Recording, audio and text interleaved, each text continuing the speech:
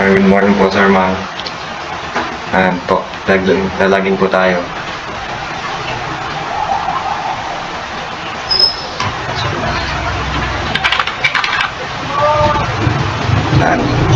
Yan po. Wrong user password combination. So, login po tayo ulit.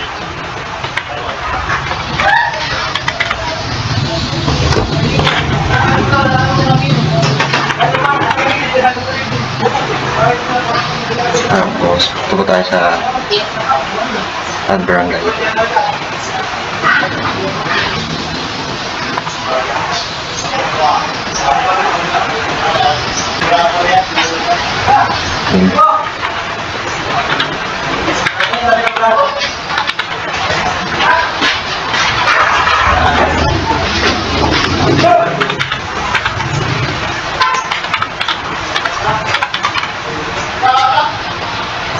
Contact number.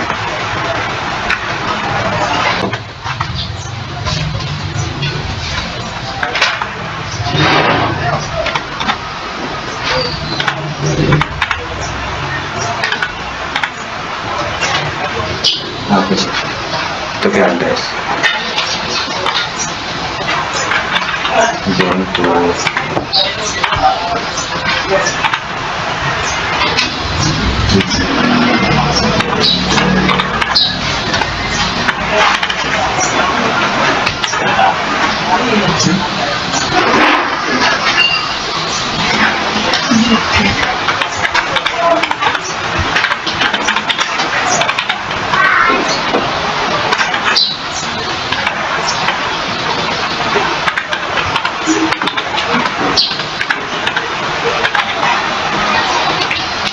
Asig ko.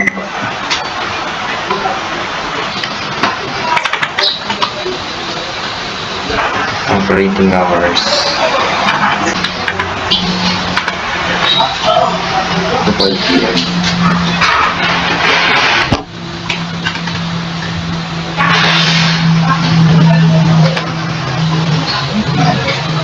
Constellation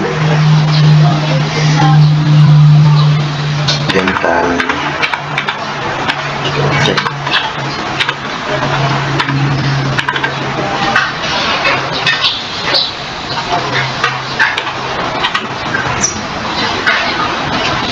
Tapos facilities po, yun yung same.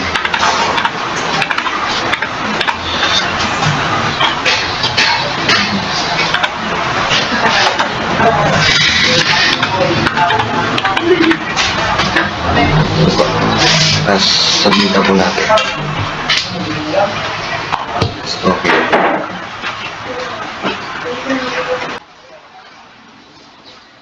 Punta po tayo dito sa barangay tayo.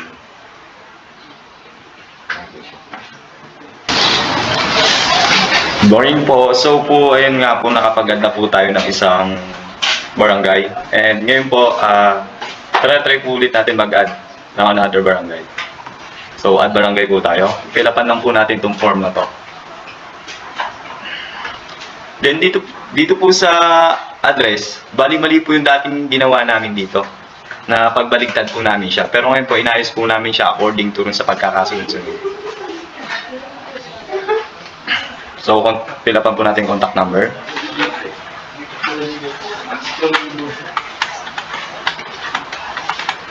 Then sa street.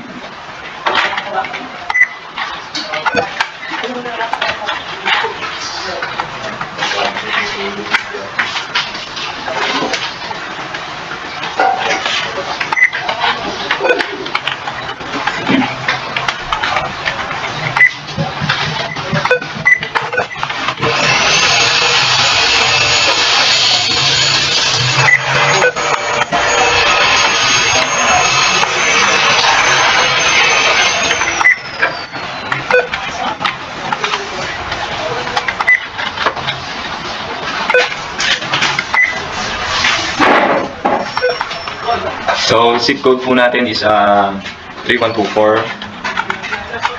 Then sa dito naman po sa name of health center, pilapan na rin po natin.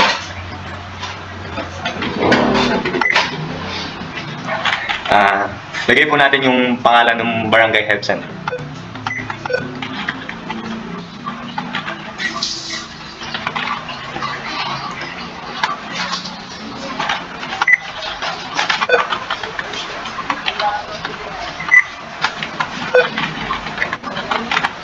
Then dito po sa operating hours, lalagay po natin 8 a.m. to 5 p.m.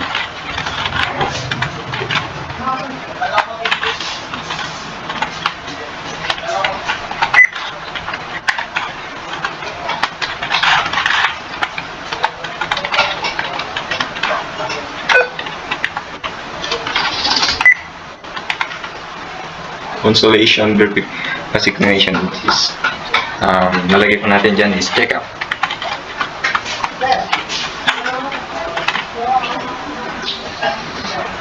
Then sa facilities po,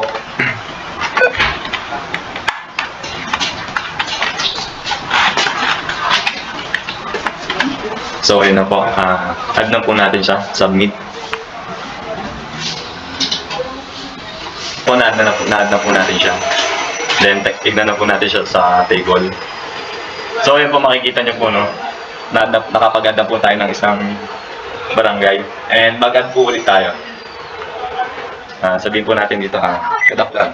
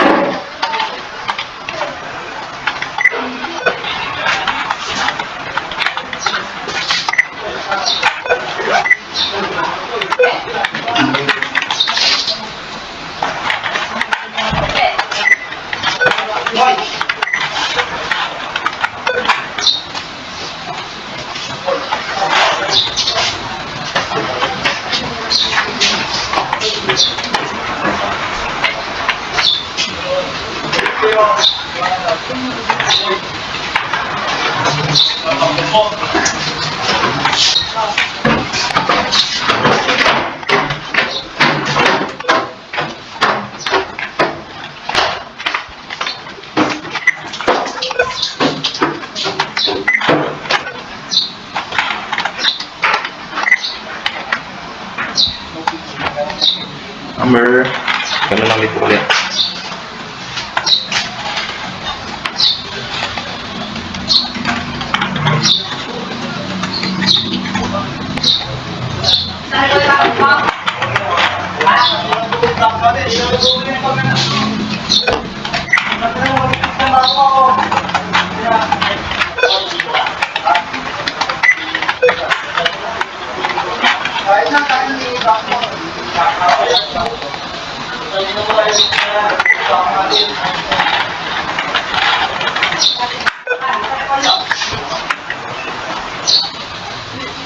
So, add na po natin ulit.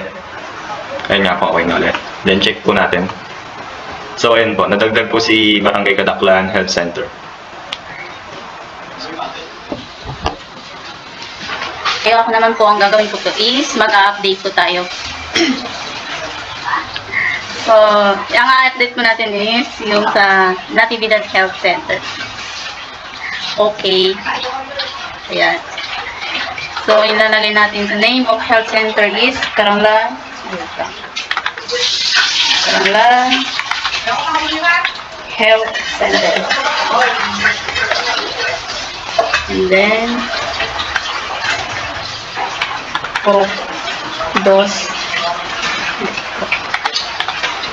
Dodoble ka. Dos. General Luna.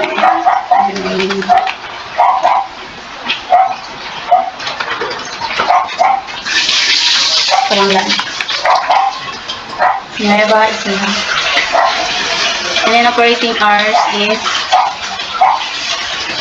8 a.m. to 6. Ay, 8 p.m. to 6 p.m. Contact 9 to 6 or Then, 2614857. Tsaka dental. Saka yung services offer, dental check-ups. Ayan po. And then, facilities. Gawin natin clinic. Ito. And then, zip code is 3123. Then, update. Data update successful. Okay. Saka check po natin kung na-update po siya. Ayan po, na-update po siya. And then, update po ulit tayo ng isa. Number 2. Update. So, ayan dati po, nung nag-defense po kami, yung first word lang po yung nakukuha. So, ngayon po, ayan po, inayos po namin. Nakukuha na po yung lahat ng sentence. Yung words, lahat ng words. So, the name of health center is sa Digdig Health Center. Yan. So, walang po NA. Lagyan naman ng A.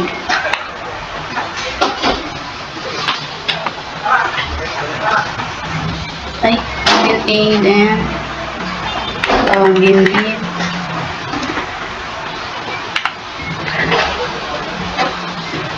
Bin. Saka pagkaan daw yung mga isihaw. Operating hours is 7 a.m. to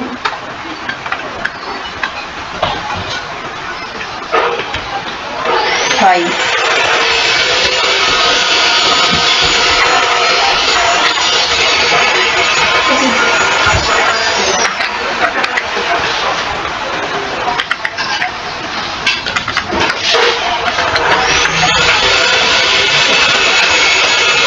And then dito, check services offer.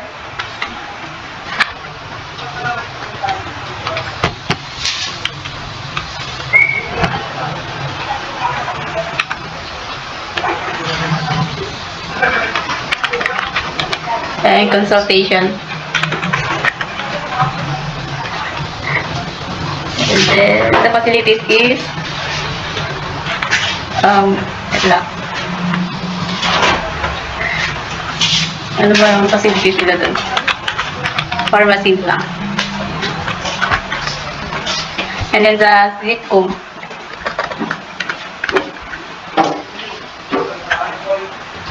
So, ayan, okay na. So, i-update na natin. So, ayan, successfully updated. Okay. And then, go back. Ayan. Napalitan na natin. So, ayan po. Yung kung paano tayo mag-update. So, dito naman, delete. Kung paano tayo mag-delete. Ayan. Ayan po, ayan, are you sure you want to delete? So, ayan po, papakita siya kung sure ka ba yung delete mo or hindi. And okay. Ayan, nawala na yung number 3. Yeah.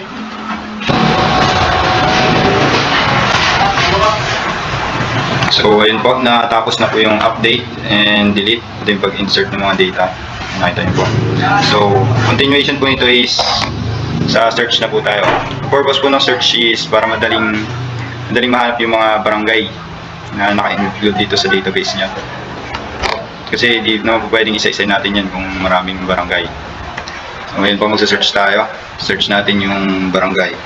Karanglan. So, yan, Carlang. Try natin. So, ayun po, nag-display po siya. Nakita po. Kaya, yung zip code.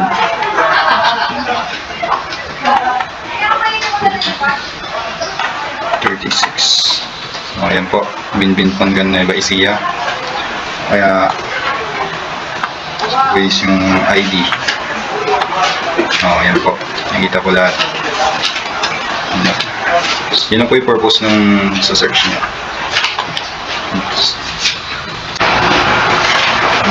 So last but not the least, yung ano po, yung add user. Naglagay po kami ng add user para po sa kliyente namin na papasahan ng system if ever na nagawa na namin or buo na talaga to. Kasi ang purpose nga po namin is ibenta rin to, yung system na to na nagawa na. Then dito, bahala na yung client kung sino yung pwede niyang ipagamit o kanino niya ipagamit o kung sino yung mga taong gagamit nito. Kaya included na rin itong registration na to. So try natin mag-register. Yari Sarmiento Pogi. Yeah. Email Sarmiento Pogi @gmail.com and password 091234. Then try natin ibahin yung password kung ano yung lalabas. Ibahin natin. Two password do not match ay yung sasabihin. Then try natin pagka-match na. 091234 091234. Then register. Yun, pumasok siya ulit. Then try natin i-log out. Then ito nga yung kanina, yung naka-display na. Try natin log out. Siyempre, tulungan ka muna kung sure ka na bang nila-log out. Then pagka-connect natin yan, yun, tayo sa login page. Try natin yung ginawa nating register